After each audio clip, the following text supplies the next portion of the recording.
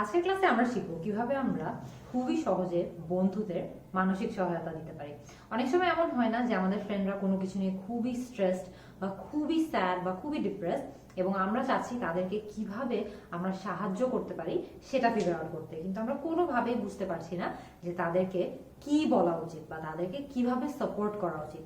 সেই কারণে আমরা আজকের ক্লাসে শিখবো যে কিভাবে আমরা আমাদের কোনো ফ্রেন্ড যদি স্ট্রেসড থাকে, খুবই স্যাড থাকে, খুবই আপসেট থাকে, তাদেরকে কিভাবে আমরা ইংরেজিতে মানসিক সহায়তা বা মেন্টাল সাপোর্ট প্রোভাইড করতে পারি বা দিতে পারি।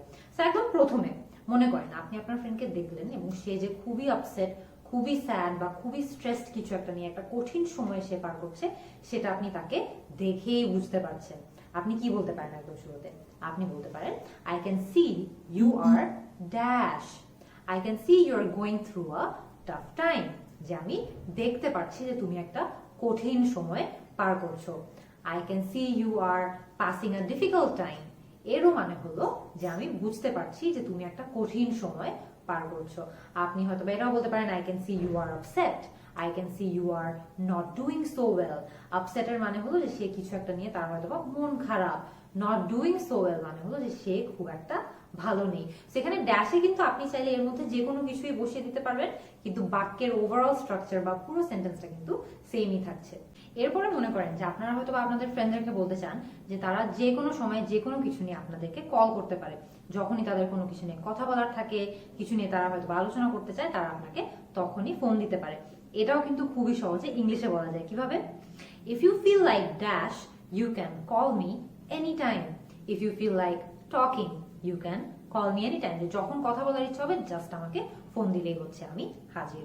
অথবা আপনি এটাও বলতে পারেন, if you feel like discussing anything you can call me any time, যে কোনো কিছু নিয়ে ডিসকাস করার থাকলে, কোনো কিছু নিয়ে আলোচনা করতে চাইলে আমি সবসময় আছি। অথবা এটাও হতে পারে, আপনি এটা বলতে পারেন যে if you feel like opening up you can call me any time. এর অর্থ হলো যে মনে করেন আপনার ফ্রেন্ড অনেক দিন ধরে হয়তো বা কিছু একটা কথা চেপে রেখেছে, ফাইনালি তারা খুলে আপনার সঙ্গে সেটা নিয়ে কথা বলার জন্য রেডি হয়েছে। এই সব সিচুয়েশনে কিন্তু আমরা এই জিনিসটাকে বলি ওপেনিং আপ, যে আমি খুলে ফাইনালি কারোর সঙ্গে কথা বলবো। তো খেয়াল করে দেখবেন, আপনি কিন্তু ব্ল্যাঙ্কে টকিং বসাতে পারেন, ওপেনিং আপ বসাতে পারেন, ডিসকাসিং এনিথিং বসাতে পারেন, কিন্তু বাক্যের বাকি সবকিছু কিন্তু সেম থাকছে। সবগুলোরই অর্থ হলো যে যখন ইচ্ছা তখন আমাকে কল দিলে আমি কিন্তু হাজির থাকবো, যাতে আমরা কথা বলতে পারি। এরপরে মনে করেন যে এমন একটা সিচুয়েশন হলো যে আপনি আপনার ফ্রেন্ডকে বলতে চাচ্ছেন যে আপনি সব সময় তার জন্য রেডি আছেন বা সব সময় তার জন্য হাজির আছেন। আপনি কিভাবে সেটা বলতে পারেন? আপনি হয়তো বা বলতে পারেন, I am always dash, please know that, I am always here for you, please know that. এর মানে হলো যে আমি সব সময় তোমার পাশে আছি, এটা যাতে তুমি জেনে রাখো। অথবা আপনি এটাও বলতে পারেন, I am always there for you, I am always there to listen to you. সবগুলোরই অর্থ হলো যে আমি সবসময় তোমার পাশে আছি, যখনই কথা বলার লাগে আমাকে ফোন দিবা, আমি হাজির। যখনই লাগে I am there for you. So আপনি এখানে ব্ল্যাঙ্কে কিন্তু হিয়ার ফর ইউ বলতে পারেন, দেয়ার ফর ইউ বলতে পারেন, দেয়ার টু লিসেন টু ইউ বলতে পারেন, কিন্তু বাক্যের স্ট্রাকচার কিন্তু অ্যাজ অলওয়েজ সেম থাকছে। আর অর্থটাও কিন্তু সেম থাকছে। অর্থটা হলো যে যখনই তোর দরকার হয় আমি কিন্তু তোর পাশেই আছি, এটা যাতে তুই জেনে রাখিস। এরপরে মনে করেন আপনি হয়তো বা বলতে চাচ্ছেন যে তুই এর মধ্যে একা নয়। অনেক সময় হয় না যে আমাদের ফ্রেন্ডরা অনেক কষ্ট করে একটা সময়ের মধ্যে দিয়ে যায় এবং তারা মনে করে যে তারা এই সিচুয়েশনটার মধ্যে একদমই একা। তো আপনি যখন তাদেরকে বলতে চাবেন যে তারা এই সিচুয়েশনের মধ্যে একা নয়, আপনি কিন্তু এটাও ইংলিশে খুবই সহজে বলতে পারবেন। কিভাবে? You are not alone dash, you are not alone, you have me. এর মানে হলো তুমি কিন্তু এর মধ্যে একা নয়, আমি কিন্তু তোমার সাথেই আছি। You are not alone, I am there for you. অথবা you are not alone, I am here. এর মানে সবগুলোরই মানে অ্যাকচুয়ালি এটাই যে তুই এই সিচুয়েশনের মধ্যে একা নয় বা তুমি এই সিচুয়েশনের মধ্যে একা নয়, আমি কিন্তু তোমার পাশেই আছি। এরপরে মনে করেন আপনি আপনার ফ্রেন্ডকে বলতে চাচ্ছেন তারা যাতে নিজেদের উপর এত কঠোর না হয়। অনেক সময় দেখা যায় যে আমরা নিজেরাই নিজেদের জন্য অনেক বেশি বাধা সৃষ্টি করি বা অনেক বেশি কষ্ট সৃষ্টি করি। সো এই সিচুয়েশনে আপনি তাদেরকে কি বলতে পারেন? আপনি হয়তো বা তাদের বলতে চান যে তারা যাতে নিজেদের উপর এত কঠোর না হয় বা এত কষ্ট যাতে নিজের উপর নিজেই না ইনফ্লিক্ট করে। সো খেয়াল করে দেখবেন এখানেও কিন্তু আপনি ইংলিশে তাদেরকে এটা বলতে পারবেন। কিভাবে? Don't be so dash on yourself, don't be so hard on yourself, don't be so tough on yourself, অথবা don't be so critical on yourself। সবগুলোরই অর্থ হলো যে নিজের উপর এত বেশি ক্রিটিক্যাল বা নিজের উপর এত বেশি কঠোর হওয়ার কিন্তু কোনোই দরকার নেই, এত বেশি কঠোর হয়েও না নিজের উপর। এরপরে মনে করেন একটা ভিন্ন ধরনের সিচুয়েশন, আপনি হয়তো আপনার ফ্রেন্ডকে জিজ্ঞেস করতে যাচ্ছেন যে তাদের জন্য কি আপনি কিছু করতে পারেন নাকি। আপনি কিন্তু এটাও খুবই সহজে ইংলিশে জিজ্ঞেস করতে পারেন। কিভাবে? Is there anything dash, is there anything I can do for you.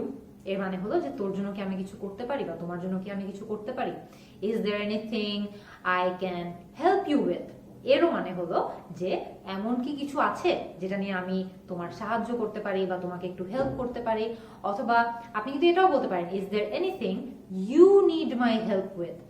এরও অর্থ হলো যে তোর কি কোনো কিছু নিয়ে সাহায্য প্রয়োজন বা তোর কি কোনো কিছু নিয়ে হেল্প লাগবে, তাহলে কিন্তু আমি তোমাকে হেল্প করার জন্য আছি, রেডি আছি। So is there anything I can do for you, is there anything I can help you with, is there anything you need my help with, সবগুলোরই অর্থ হলো যে কোনো কিছু নিয়ে কি তোমার হেল্প লাগবে নাকি। এরপরে মনে করেন আপনি আপনার ফ্রেন্ডকে বলতে চাচ্ছেন যে এই যে একটা কঠিন পরিস্থিতির মধ্যে দিয়ে সে যাচ্ছে, এটা নিয়ে সে আপনাকে বিস্তারিত কথা বলতে পারবে নাকি, বা সে একটু ডিটেলসে আপনাকে এই সিচুয়েশন সম্পর্কে বলতে পারবে নাকি।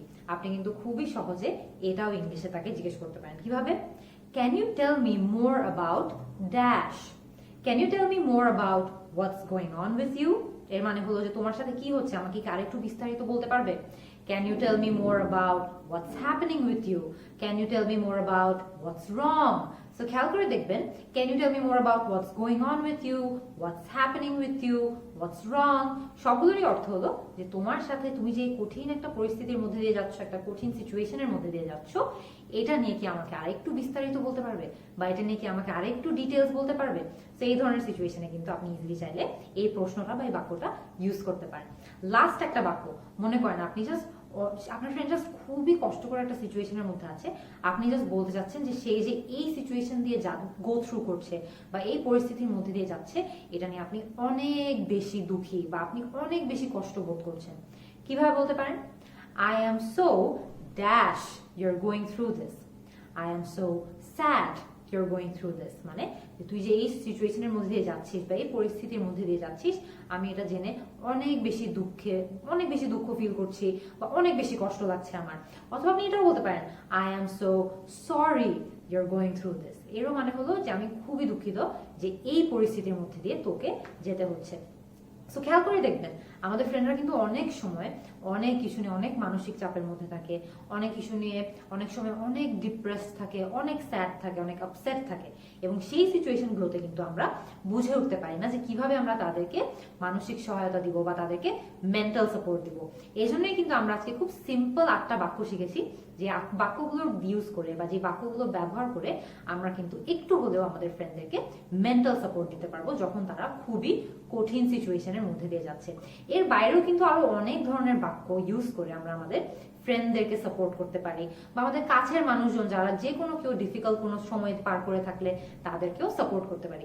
আর কি কি বাক্য এরকম হতে পারে এগুলো আমাকে কমেন্ট সেকশনে জানাবেন, কিন্তু আমি আপনাদের সবার অ্যান্সার অপেক্ষায় থাকবো। See you in the next class.